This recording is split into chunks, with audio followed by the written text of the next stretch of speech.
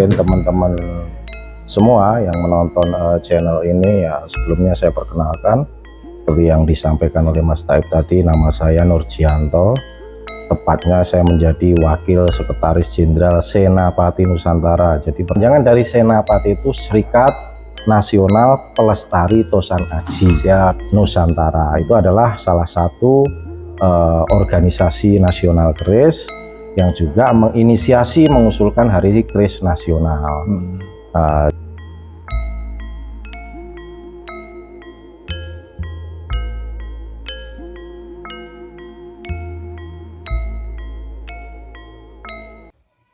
Assalamualaikum warahmatullahi wabarakatuh.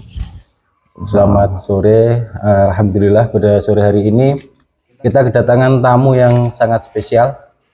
Ini beliau adalah pemerhati budaya dan juga sekjen dari organisasi Perkerisan Nasional, yaitu Senopati Nusantara.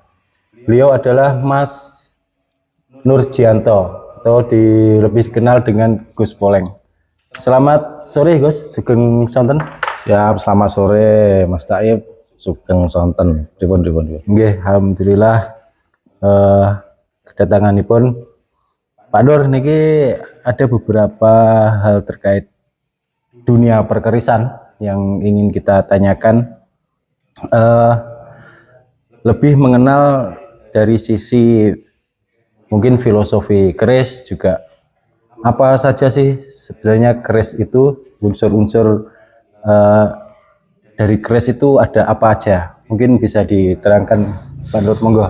Baik, ya Mas Taib dan mungkin teman-teman semua yang menonton channel ini, ya sebelumnya saya perkenalkan seperti yang disampaikan oleh Mas Taib tadi, nama saya Nurjianto.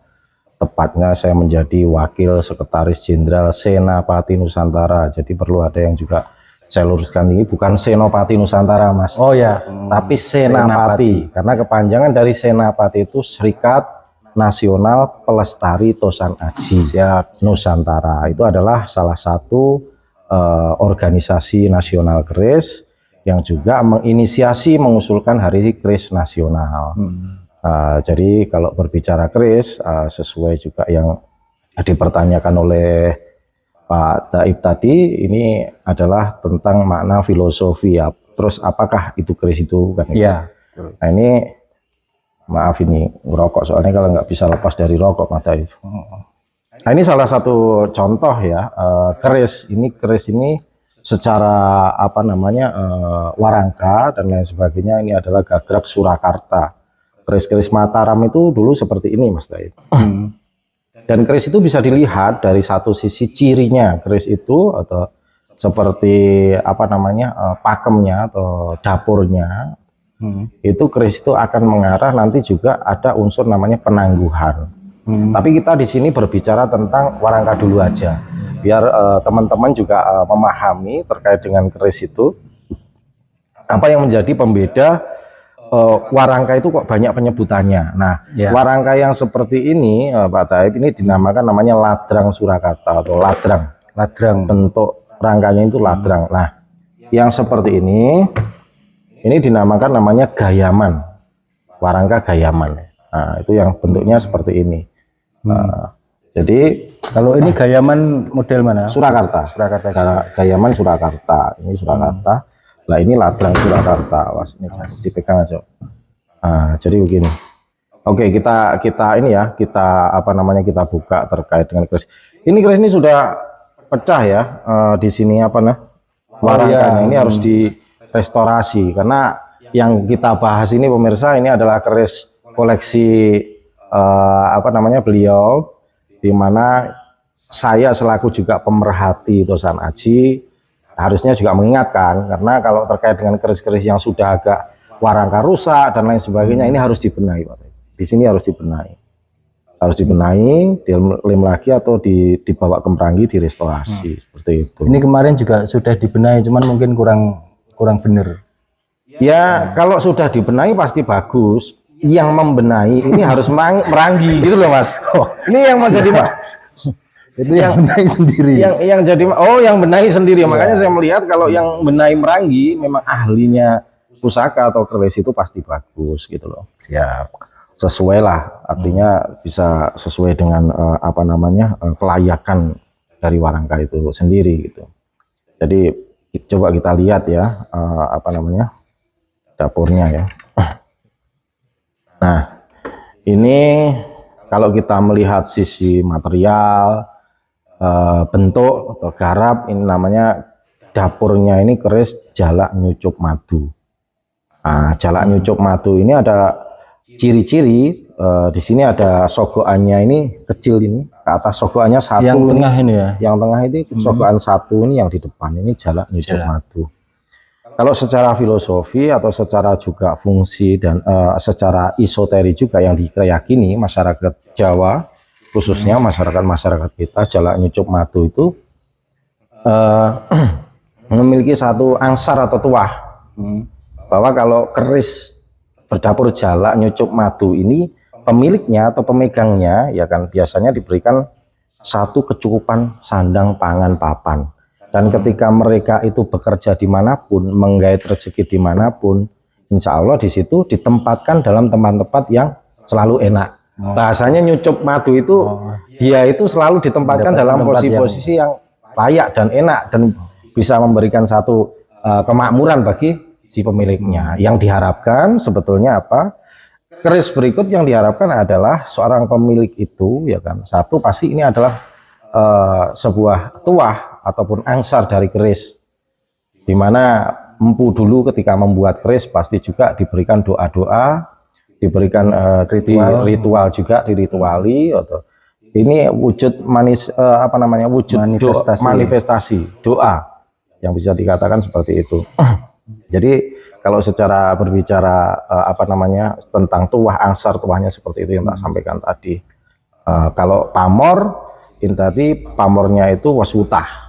Waswutah itu tentang masalah soal pangan, beras yang tumpah, artinya wis kecukupan pangan banget seperti itu Mas David, Mas Daib.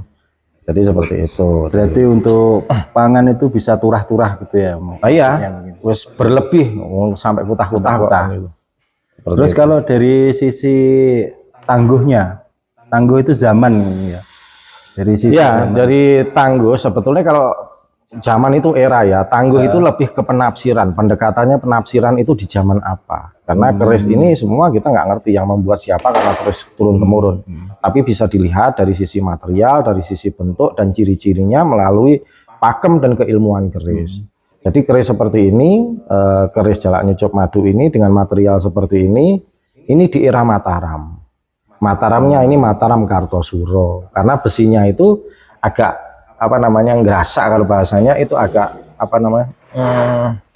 terlihat nyana itu gimana? Nyana itu yang seperti ini, terlihat pamornya itu nggak terlalu deling banget, tapi agak nyana seperti ini. Terus secara bentuk dan lain sebagainya kerisnya itu pakai odo-odo, kesannya itu agak kesan wibawa, kesannya itu gagah. Nah, dari ciri-ciri seperti ini biasanya mengarah ke keris-keris kartu Solo seperti itu. Jadi banyak hal, banyak cara untuk bagaimana kita juga menangani keris, untuk memastikan keris itu dengan gitu Pak. Kalau tangguh berarti tadi itu estimasi zaman gitu ya? Yes, estimasi zaman, tapi tetap melalui pakem perisan untuk menganalisis ini di zaman berapa, tahun berapa gitu. Iya, memang kelemahan budaya kita itu kan karena catatan dan tulisan, bahwa keris-keris itu nggak seperti kayak katana yang di dalamnya ada catatan tahunnya, dan kita nggak ada di situ. Maka dengan kebiasaan kita bagaimana mempelajari tentang besi di era zaman apa dan lain sebagainya, itu kan ada rujukan-rujukan. Biasanya sampel-sampel rujukan itu juga dari keraton. Keris yang seperti ini di era ini karena mereka tertulis biasanya. Nah, kita tinggal menyamakan aja, oh ini tandanya ini besi yang seperti ini bentuknya di era ini. Nah, itu kita memang harus ada pembelajaran khusus dan intent tentang soal masalah menanggung keris itu nggak sembarangan orang biasanya yang betul-betul sangat mendalami keilmuan itu materi. Terus masih masalah tangguh tadi itu, yang termasuk keris itu yang itu ada yang SD, ada yang kamardikan, itu yang masuk era tua itu di zaman apa, terus zaman pertengahan itu mungkin di zaman apa, sama yang keris baru atau mungkin keris yang di zaman kamardikan itu mungkin ada ciri-ciri khas tersendiri, terus estimasi tahun ini dari zaman ini masuk tua, yang zaman ini masuk pertengahan, itu seperti apa? Gini, jadi keris itu terbagi ya. Jadi ada namanya keris kata tua, keris noman. Itu kalau keris-keris yang dikatakan keris tua itu bukan noman, itu sebelum Pakubuwono. Jadi era Kartosuro, era Mangkurat, era Sultan Agung itu bisa dikatakan keris tua. Setelah munculnya namanya Pakubuwono itu dikatakan keris nom-noman. Itu sampai hari kemerdekaan. Maka ketika teman-teman tadi, ketika keris itu dibuat setelah kemerdekaan, namanya keris kamardikan. Keris kamardikan itu yang dibuat setelah kemerdekaan Indonesia. Nah, kalau menurut saya itu bagus, tapi kalau berbicara itu dulu bagus. Seiring berjalannya waktu kita juga akan mengevaluasi bagaimana sih tentang tafsir tentang tangguh ini yang benar. Kalau dulu teman-teman menangguh itu kamardikan, oh bagus, karena setelah kemerdekaan kan seperti itu.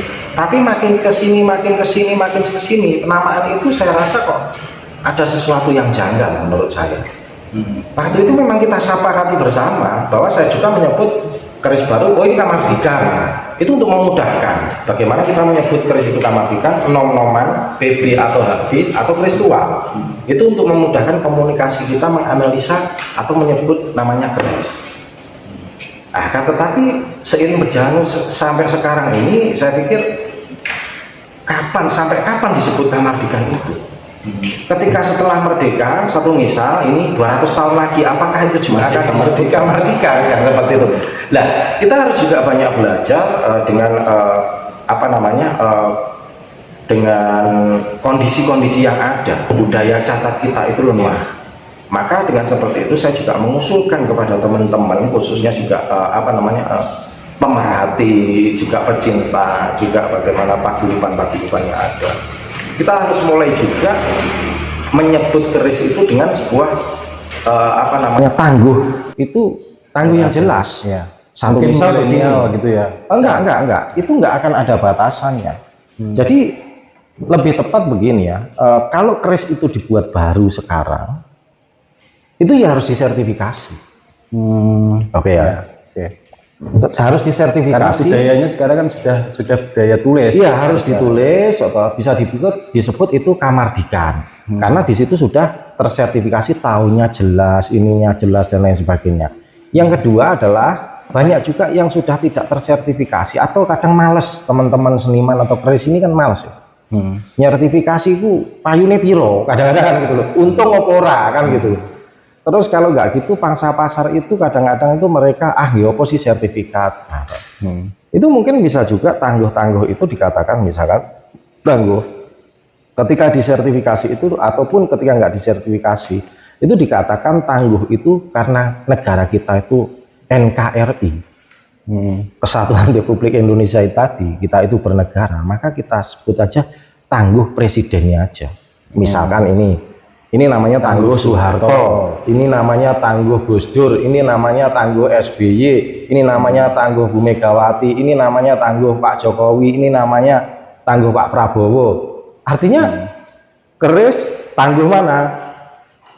Prabowo. Keris tangguh mana? Itu saya rasa itu lebih lebih kita itu bisa menilai bahwa melihat bahwa jelas, oh berarti kalau Prabowo itu misalkan maksimal 5 tahun atau maksimal 10 tahun dalam periodenya, 2 periode.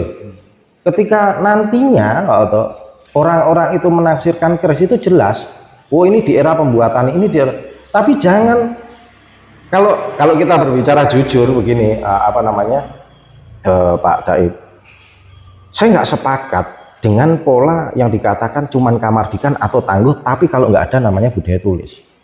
Kalau memang keris baru harus ada tulis, karena apa? Jangan sampai generasi kita ini nanti mungkin 200 tahun yang akan datang mereka debat tentang keris-keris yang dibuat Ini di zaman berapa? ini zaman apa? Mek eyel-eyelan udur-uduran karo koncone atau malah mek dadi padha tersesat kabeh kan gitu. Tapi kalau misalkan disertifikasi ini kan butuh lembaga yang berwenang untuk melakukan sertifikasi itu, ataukah mungkin dari paguyuban-paguyuban perkerisan itu bisa memberikan sertifikat seperti itu, atau mungkin ada lembaga khusus Begini, untuk sertifikasi? kalau keris baru itu kan tidak perlu membutuhkan sertifikasi lembaga-lembaga kuratorial dan lain sebagainya. Kalau kita berbicara juga mempedulikan generasi kita, saya misalkan saya ini buat, Ya. saya tulis dengan tangan atau katakanlah saya materai, saya tanda tangani, ya kan, bahwa keris ini saya buat nih, sertifikasi sendiri. Ini keterangan keris, surat keterangan keris Dari pembuat pembuatnya langsung. Jadi budaya tulis itu harus sudah kita munculkan sekarang. Jangan sampai generasi kita nanti akan tersesat ketika menafsirkan keris-keris kita kan gitu loh. Kasihan. Jadi ada dokumen resmi yang kalau memang kasihan. empunya masih ada ya empunya. Loh, saya aja menangguh keris kayak gini dulu belajarnya itu berpuluh tahun. Artinya apa? Karena nggak ada budaya tulis mempelajari ini namanya digawe sing gawe sapa ora roh kok kan itu. Belajarnya kita harus ke sana studi banding ke sana kita tanya sesepuh dan lain sebagainya. Kita habis waktunya untuk belajar menaksirkan keris ini. Akhirnya apa? Yang terjadi orang-orang masih debat tentang masalah tangguh dan lain sebagainya, kita ketinggalan bagaimana kemajuan pembuatan keris itu sendiri. Terkait dengan kemajuan garapnya, materialnya, seni tempanya. Kita masih debat dalam ngarani iki dhisik sing mbahku, iki sing mbahmu. Enggak maju-maju perkerisan gitu loh. Ya, ini kembali ke Senapati ya, Senapati Nusantara. Ini kan di situ apakah ini hanya sebuah perkumpulan dari pencipta keris atau memang di situ ada edukasi tentang perkerisan, mungkin tentang pembuatan keris itu seperti apa, mungkin ada studi tentang keempuan itu seperti apa di Senopati Nusantara sendiri itu seperti apa tuh? Iya, jadi gini Mas Taib, Senapati Nusantara itu kan dari struktur kepengurusannya di situ ada namanya sekjen. Karena pucuk pimpinan kami tertinggi itu bukan ketua umum, itu sekjen. Kenapa? Karena itu adalah perserikatan. Jadi Senapati Nusantara itu ada sekitar 78 paguyuban keris se-Indonesia, ya kan? Maka Senapati Nusantara ini menjadi organisasi nasional dan di situ dari strukturnya ke semua ada bidang-bidang yang membidangi. Satu misal ini bidang humas, satu misal ini ada bidang edukasi, satu misal ini ada bidang perdagangan, ada bidang litbang, ada bidang organisasi. Maka ketika berbicara sebuah edukasi ada bidang tersendiri namanya bidang edukasi ini. Nah, kita bagaimana mengedukasi masyarakat melalui pameran-pameran, melalui saresian-saresian yang ada. Kita mendatangkan sumber-sumber sumber daya manusia kerisnya ini atau sumber daya manusia untuk kerisnya ini, teman-teman yang memang pakar atau handal kita hadirkan di paguyuban untuk bagaimana mereka mengedukasi orang-orang yang mau juga belajar. Seperti saya sendiri juga sama. Kenapa? Saya sendiri dengan posisi seperti itu menjadi pengurus dan mempunyai tanggung jawab yang tinggi kepada bagaimana perkembangan dari organisasi ini. Saya juga mengedukasi, walaupun ini bisa dikatakan nggak besar. Saya ada buat namanya sanggar. Sanggar saya tak katakan di situ namanya Sanggar Keris Mataram. Itu ada di Yogyakarta. Saya ada museum, walaupun museum itu kecil, tapi saya bikin pilot project bagaimana itu akan diikuti seluruh masyarakat dan teman-teman pecinta keris untuk bagaimana kita membuat museum dan bisa mengedukasi masyarakat. Saya ada namanya galeri, karena keris ini tidak terlepas daripada juga ada namanya pemaharan. Kalau keris itu kita ngambil terus dan lain sebagainya, dapatnya dari mana? Kalau juga kita punya atau yang lainnya juga kita maharkan ke teman-teman yang belum punya, yang masih minat keris. Jadi sirkulasi keris ini bisa berjalan dengan sehat seperti itu. Baik. Gitu. Terus lagi di Senopati Nusantara ini kan kalau ngomong perkerisan ini selain menguri-nguri keris yang sudah ada, ini kan pasti juga ada upaya untuk menciptakan hal baru agar keris ini tidak punah. Itu upayanya seperti apa? Atau memang ada pendidikan empu di situ? Ya, sekali lagi kembali lagi, saya kan di situ memberikan pilot project, artinya saya itu mendirikan besalen. Besalen keris. Besalen itu adalah tempat untuk pembuatan keris. Saya sendiri di situ yang mengajari teman-teman untuk membuat keris. Dari material sekarang baru yang gini membuat keris atau bagaimana keris itu dengan kelayakannya yang bisa dikatakan itu pusaka, dari tata caranya, dari pembuatannya, spiritualnya dan lain sebagainya. Saya mengajari di situ. Ada binaan saya itu yang saat ini itu sekitar 7 orang. Itu 7 orang empu yang belajar di tempat saya. 7 orang empu yang 7 orang yang belajar di tempat saya. Itu 7 orang itu mereka adalah calon-calon empu masa depan, kan seperti itu. Nah sekarang itu mungkin alhamdulillah sudah ada yang bisa dikatakan itu lulus dari tempat saya. Itu ada sekitar 2 orang yang sudah bisa dikatakan itu adalah empu. Karena apa? Yang dikatakan seorang empu itu dia harus mumpuni dari bidangnya. Misalkan buat keris atau itu mulai dari awal kodokan sampai finishing, mereka harus bisa, kan gitu loh. Jadi mereka harus bisa, mereka harus juga mengerti, harus menjiwai, serta juga mengerti tentang bagaimana pakem-pakem tentang kaidah keris itu. Gitu. Ya, luar biasa sekali. Pesan-pesan anak muda.